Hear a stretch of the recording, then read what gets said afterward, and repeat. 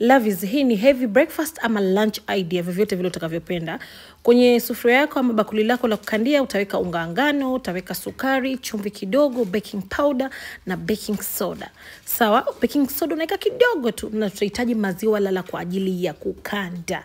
Tumetumia maziwa lala peke yake, sikuweka maji wala chochote. Haya, njooni polepole, usisahau kuweka mafuta. Najua wengine watasema huku shake well.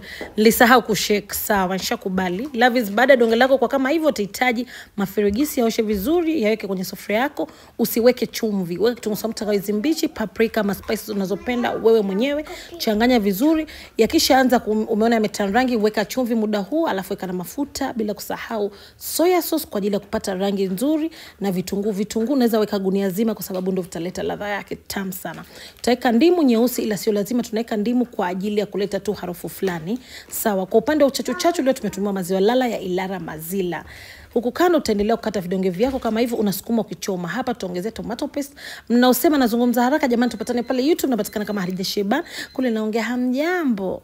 Kwema. Haya, utachoma na nzako kama hivyo, alafu kukando unaweza kuzipaka, yani uweke kitunguu saumu, weke dania ama weke mix up na mafuta, umeshamaliza. Yani tamu sana. Niulize swali hapo chini.